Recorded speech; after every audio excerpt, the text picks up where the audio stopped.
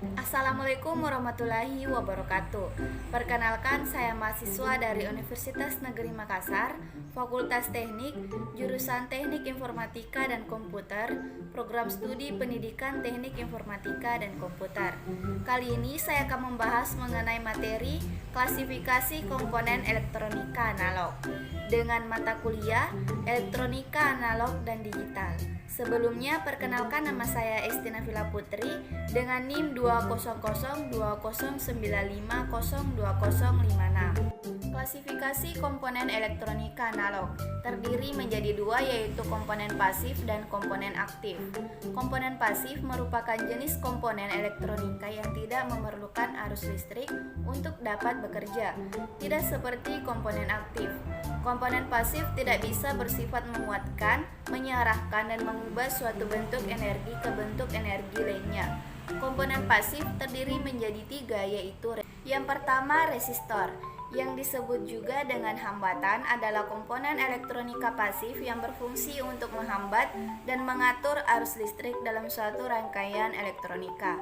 Fungsi-fungsi dari resistor yaitu yang pertama sebagai pembatas arus listrik, kedua sebagai pengatur arus listrik, ketiga sebagai pembagi tegangan listrik, dan keempat sebagai penurunan tegangan listrik.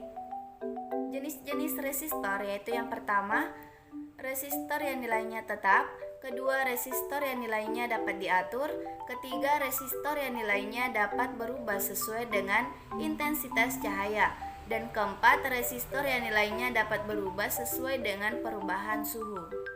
Kedua, kapasitor atau disebut juga dengan kondensator adalah komponen elektronika pasif yang dapat menyimpan muatan listrik dalam waktu sementara dengan satuan kapasitansinya adalah farad. Fungsi-fungsinya yaitu yang pertama sebagai penyimpan arus atau tegangan listrik, kedua sebagai konduktor yang dapat melewatkan arus AC atau alternating current, ketiga sebagai isolator yang menghambat arus DC atau direct current, keempat sebagai filter dalam rangkaian power supply atau catu daya, kelima sebagai kopling, keenam sebagai penggeser fasa, dan ketujuh sebagai pemilih gelombang frekuensi. Jenis-jenis resistor yaitu yang pertama kapasitor nilai tetap tidak berpolaritas yang terdiri atas kapasitor keramik, kapasitor polister, kapasitor kertas, dan kapasitor mika. Kedua, kapasitor nilai tetap berpolaritas yang terdiri atas kapasitor elektrolit atau elektrolit kondensator atau ELKO, dan kapasitor tantulum. Ketiga, induktor atau disebut juga dengan koil atau kumparan adalah komponen elektronika pasif dan berfungsi sebagai pengatur frekuensi, filter, dan juga sebagai alat kopel atau penyambung. Fungsi-fungsinya yaitu pertama sebagai filter dalam rangkaian yang berkaitan dengan frekuensi, kedua transformator atau transformer, ketiga motor listrik, keempat solenoid, kelima relay, enam speaker, dan ketujuh mikrofon. Jenis-jenis induktor yaitu yang pertama induktor bernilai tetap, biasanya terdiri dari gulungan inti udara atau inti lainnya yang dipasangkan secara permanen sehingga menghasilkan nilai yang tetap dan tidak dapat diubah-ubah.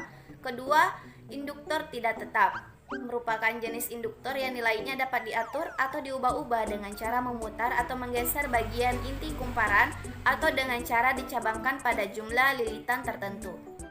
Kedua, komponen aktif yang merupakan jenis komponen elektronika yang memerlukan arus eksternal untuk dapat beroperasi. Disebut komponen aktif karena jika tidak dialiri arus listrik, maka rangkaian elektronika yang menggunakan komponen aktif tidak akan bekerja. Komponen aktif terdiri atas 4 macam, yaitu yang pertama dioda atau diode, kedua transistor, ketiga integrated circuit, dan keempat saklar atau switch. Sekian presentasi dari saya. Assalamualaikum warahmatullahi wabarakatuh.